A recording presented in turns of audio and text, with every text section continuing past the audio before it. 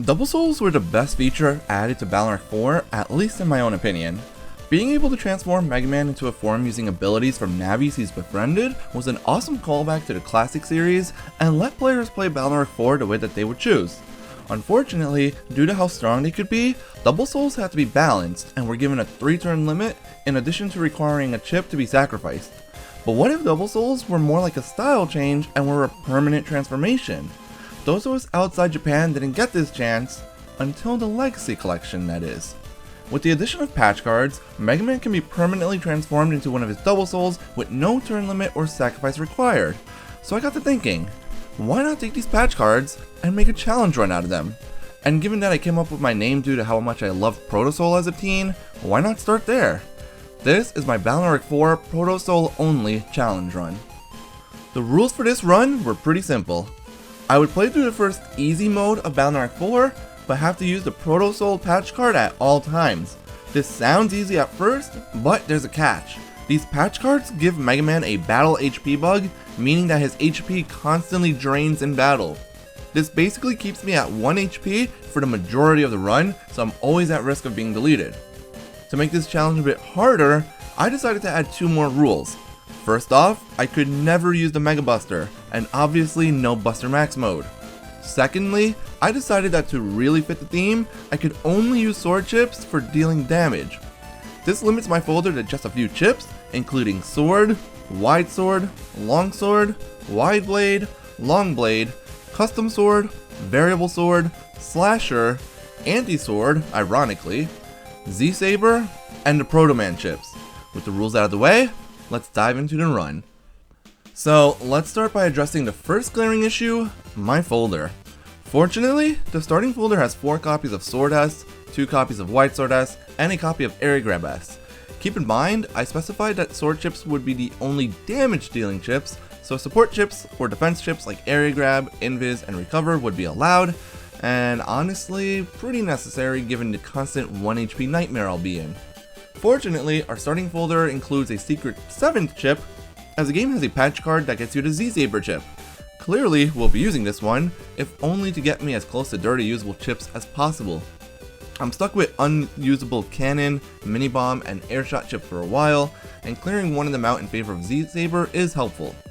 We should also address how Proto Soul helps make the sword chips way too strong for a fresh save file. Charging these chips for double damage is already more than good enough, but in addition to that, Proto Soul lets Megaman step 2 panels forward before using them, meaning that I hit enemies no matter where they are on the battlefield. I just have to be a bit cautious about when and where I use the chip charge. Oh! That doesn't step sword, I just found out. Okay, so today I learned that step sword does not work on Z-Saber, but that does go to show just how easy it'll be to die in this run. One minor mistake will get me deleted. I don't know if I'm gonna allow attack plus chips either. Bruh. That's an awkward way to die. See, that death was from not being cautious. As great as it is that Proto Soul adds a step sword ability to sword chips, it can definitely get you deleted if used at the wrong time, as that second death showed. Fortunately, this isn't a Nuzlocke, so I don't need to reset the run if I die. Unfortunately, we have not fought Shademan yet, and I'm already dying. Well, there's third because I mistimed that. This is what the fun part of the run is going to be. Yeah, I'm not going to spoil how many deaths there are in this run. You'll just have to figure that out as we go along. But that third death does showcase another one of Proto Soul's abilities, the Reflect Shield. By pressing back and B simultaneously, Megaman puts up a shield that reflects 50 damage back to enemies. When used properly, it's incredibly useful in the challenge, but when mistimed... We already saw that though, so let's just move on to... I tried moving up. I knew he was about to shoot. This challenge clearly didn't start off well. All 4 of those deaths happened before I even got up to the first Shademan fight. Good thing I never claimed to be an amazing Battle Network player, just good enough to complete the games casually. Anyways, after getting used to relying on step swords and reflect shields for a little while, it got to the point where I started dying much less often. Alright, will I die against Shademan? Let's find out. No! Oh, come on. I walked back into it. I didn't think this was going to be the hardest fight of the game. After 6 whole deaths in the literal introductory scenario of the game, I finally get my lucky break on the 3rd attempt at Shademan. I had to rely on my wide sword charge shot, hoping that Shademan would step into his front column every time I used it. I also had to use Reflect a few times against his bats, which, as we've already seen, can be annoying to time properly. On top of all that, we can see how worthless the beginning folder is, with most of the chips being unusable each turn, and the recover 10 chips being basically nothing. But now, we can have some fun. This is where the fun begins. After beating Shademan, you get access to Higsby's shop in Battle Network 4 much earlier than in other games. The lotto code machine isn't there yet, and you can't buy chips from Higsby, but the chip trader is available. With this, I threw away some chips I couldn't use, hoping to get some sword chips, and fortunately walked away with Y swords in E and L codes, and a longsword in L code. You can also get longsword S in a blue mystery data before fighting Shademan, so my folder is starting to look like a real Proto Soul folder, with a bunch of random chip codes, and I can't really be picky about those. We eventually make our way to the Den City tournament, with no stupid deaths during the prelims. Can't say the same about the first scenario I played, as another stupid step sword got me deleted in a random encounter. And then there was death number 8, which was caused by a failed reflect shield. Take a guess as to how many more deaths we'll see in the run in the comments below. While you're at it, let's watch one of the highlights of this run. This is very, very awkward. Goodbye, life. There was literally nothing I could do in that one other than to die. I can't get to the vacuum fan virus with step swords, since that would require me to either have a longsword, which I didn't have, or to step on a poison panel, which is suicide. I also can't let the fan stay alive because it simply pulls me into the poison anyways. Definitely a low point on this run. As is death number 10, another stupid death by step sword contact on a virus. Fortunately, this is the last death I experienced in my first night of streaming this challenge.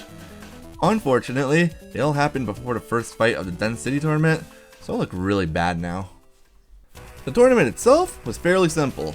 The fight against Ponta was over in an instant, as Ponta only has 300 HP, and each of my sword chips do 160 damage after the chip charge, letting me win with back-to-back step swords.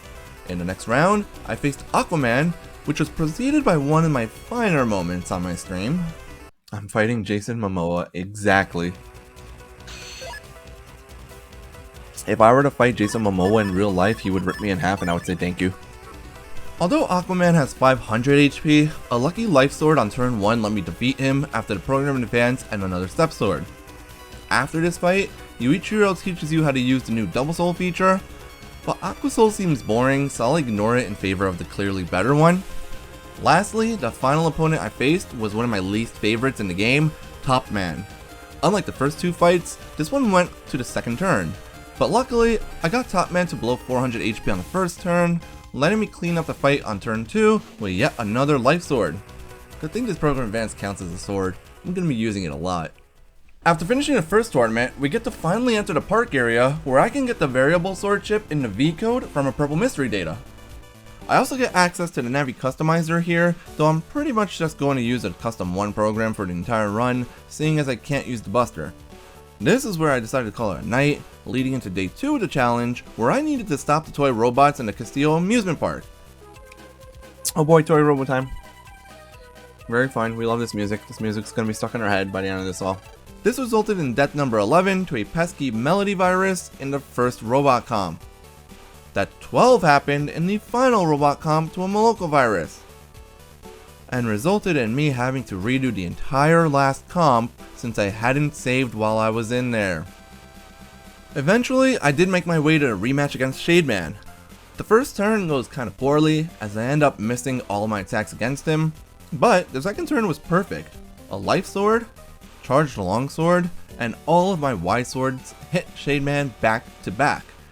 I could then charge a dark sword on the third turn to one-shot Shademan, which was completely unnecessary since one dark sword already did enough damage to delete him. I just really wanted revenge for earlier in the run. After making another quick stop at Higsby's to use the chip trader, I breezed through finding 50 points in the Hawk tournament prelims. My opponent in the first round of the tournament was Metal Man. At this point in the run, I had access to recover 50 chips, which while still not amazing, are at least more useful than the recovered 10 chips I had previously. Metal Man himself wasn't too difficult, since he moves slow enough to let me hit him with most of my chips, and I even got a counter hit in with one of the chips during that fight. The second round of the tournament put me up against a heal Navi, Crusher. At this point in the game, my tournament opponents have decent HP values, with Crusher at 800 HP. This means I can't just get fast deletions with Life Sword the way I did in the first tournament. But this fight shows off how good Z-Saber is. When charged up, each hit deals 200 damage, meaning I can do 600 damage with just one chip as long as my opponents are directly in front of me. In the final round of the tournament, I faced off against Burnman, another one of my least favorite opponents to fight in Battle Network 4. Fortunately for me, I ended up getting extra copies of Area Grab S from Green Mystery Datas in ACDC Area 2. All 3 of my area grabs then ended up in my custom window on turn 1, letting me column block Burnman and bully him with all my swords, only taking a single hit in the process. That one felt pretty good, honestly. After winning the tournament, Nebula attacks the venue and Megaman needs to fight against Aquaman possessed by his Dark Soul. The interesting thing about this fight is that Aquaman DS has all of your Navi customizer programs equipped, which I knew about in advance. What I didn't know was that they would also have the effects from any of your equipped patch cards as well. Aquaman DS actually had the same HP bug as I did in the fight, which makes it a bit easier. But unfortunately, he also had Undershirt, which I very stupidly equipped to myself, and I accidentally deleted him with a Buster Shot when he was at 1 HP, so I decided to reset the game here. In a Burnman rematch caused by not saving my game once again, I ended up getting the turn 1 Life Sword and finished the fight off soon after that with the Reflect Shield. Somehow, that win felt way better than even the first one. As for the Aquaman DS rematch, I once again ended up getting a turn 1 Life Sword and even got a counter hit with it. Despite the strong start, I didn't nearly end up dying in this fight as I got hit by 2 wide swords in the process, but managed to get the win with just 1 HP remaining. Just one tournament left to go now. Fortunately, there's no big filler section of the game between the second and third tournaments, so nothing interesting happened until the tournament itself started. I didn't get access to any new chips, and somehow managed to get through the prelims without a single death. In the first round of the Blue Moon tournament, I faced off against Kendo Man. The training dummies were no different than usual of course, but I did experience my 13th death due to a lack of patience against a boomer virus. The fight against Kendo Man himself was straightforward. Whenever Kendo Man dashed at me, I would try to hit him with the wide sword. I did miss several attacks on the first turn, but Life Sword once again came to my rescue on turn 2. That brought Kendo Man low enough to use his training attack, which has clearly given me PTSD over the years. Oh, no, not training. Oh, no. Okay. After surviving that horror experience, I unleashed a courageous wide sword that would have resulted in my deletion had it not connected, and on the next turn, I counter-hit Kendo Man with a step sword for a very flashy win. The second round put me up against a normal Navi, which is actually one of my least favorite scenarios in this game after Polly and the Water God. As much as I'm a fan of soccer, I don't care for the foot bomb minigame, but I just use the best strategy for the game. Fill up your Navi customizer with as many HP plus programs as you could find, and even then, I only have 10 HP more than he does, which gives me only 1 extra chance at winning this minigame. The net battle against the normal Navi goes perfectly. On the first turn, I set up 2 area grabs, making it easier for me to hit him with wide swords. On the next turn, I hit him with yet another life sword, simultaneously taking out the fanfare that he had just set up. And, despite being blinded on the last turn, a reflect and a step sword take the normal Navi down, bringing me to the final round of the tournament. Here, I face off against Junkman. Unfortunately, this means I won't have access to the Proto Man chips in this run. The most annoying thing about the Junkman scenario is a series of virus battles in which you start while confused, causing movement inputs to be reversed in battle. This leads to this moment where I tried to step forward to use Z-Saber, only to accidentally step backwards instead, and then get deleted while trying to move back up. Good thing I saved right before each of these fights. Once I made it to Junkman, I was feeling a little bit nervous. Historically, I've been really bad at the Junkman battle, so I went in expecting at least 1 other death. On the first turn, I got an area grab and a pound grab, letting me easily hit Junkman with wide swords since he usually stays in his back column. I was also hoping that the Junkie spawns wouldn't appear if I was standing in his middle column, but it turns out it'll still appear out of nowhere and hit you. Fortunately, I didn't actually have to struggle much with this fight, as I managed a turn 2 Z-Saber, charged up while Junkman was directly in front of me, giving me the win in the last round of the tournament. With the Blue Moon tournament complete, all that remains is the endgame, taking on Nebula and stopping Duo from crashing a meteor into the planet. After stopping Nebula's attack on the net, I spent a lot of time repeatedly going to Undernet 1, since the green mystery datas in that area have a chance of giving you custom sword in the S code. These GMDs also give Recover 80 in the star code, which is at least slightly better than the Recover 50 I had. The Meteor comp also has a blue mystery data with Wide Blade in it. The K code it comes in is a little bit awkward, but it's still 260 damage after it's charged, and as I said before, I can't be too picky about the chip codes I use in this challenge. The Meteor comp is also where I experienced death at number 15 due to yet another mistimed reflect. It's also where I face off against Laserman, the leader Navi of Nebula. Unlike random virus encounters, this fight is actually really easy. He moves slow, and his attacks are really easy to dodge. I managed to hit him with repeated wide swords, and a charged up custom sword all on turn 1, and finished him off with some step swords on turn 2. He did set up a dark laser hole on the second turn, which heals his HP, but fortunately you can get rid of them by just stepping over them if you're light Mega Man. Now that Laserman is gone, there's only 2 fights left, Mega Man's Dark Soul and Duo. No Buster, don't cheat. Oh my god. This is a really dangerous fight. If he hits me with a single Buster, I'm dead. No! What did I just say? I willed it into existence by mistake. That fight went about as poorly as it possibly could have.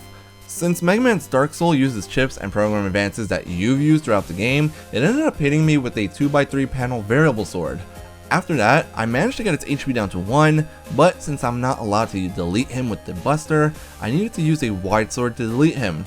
When I was in my front column, he ended up hitting me with an area grab, causing me to flinch and take a single Buster shot that deleted me. Not a very fun way to die. In hindsight, I should have just let him Buster me while I was spamming reflects, but hindsight is 20/20. On my second attempt at fighting my Dark Soul, things go much better. On the first turn, I get the classic area grab into Life Sword combo. The Life Sword brings him down to 1 HP immediately, and from there I use a Reflect Shield that I should have used on the first attempt at this fight, giving me an immediate win on 1 turn. But now, I still have to face Duo. The fight against Duo is bound to be tough no matter how we look at it. I tried to keep my own HP as low as possible to make the Dark Soul fight easier, but this meant I couldn't afford to make as many mistakes against Duo. On the first turn, I did have a Life Sword available to me, but mathematically, it makes more sense to use each sword individually, as they'll do more than 400 damage by being split up and charged. Plus, Duo is actually really easy to hit with step swords. Except my second step sword, which I accidentally swing into him as he starts up his laser attack. Otherwise though, the beginning of the fight goes well, since I was able to steal his area and constantly hit him with wide swords. The second turn is nice to me defensively, as it gives me an Invis chip as well as 3 of the Recover 80 chips I have in my folder, just in time as my HP was getting a little low. Of course, that doesn't matter at all when you walk into his laser attack, which pierces Invis twice. That brought me back down to 1 HP, and I started to mentally prepare for a third fight against the Dark Soul. On turn 3, I got yet another Invis and recovered a little more HP to keep myself in the fight, and hit Duo with the Custom Sword and Wide Step Sword combo, bringing him to just over a quarter of his health. And on the final turn, I naturally missed a longsword charge, but managed to hit Duo with a Step Sword, dodged around his fists a couple of times, and hit a big charged custom sword, dealing nearly 500 damage in a single blow, and winning me this challenge run. That was a really fun challenge overall.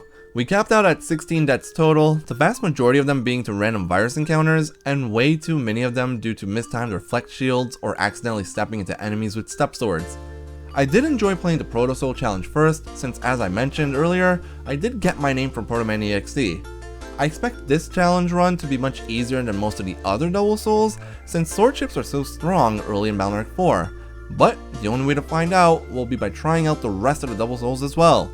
My next Battle Network 4 solo run will be a Gut Soul only run, which means unlike this run, there's going to be a lot of Buster spamming.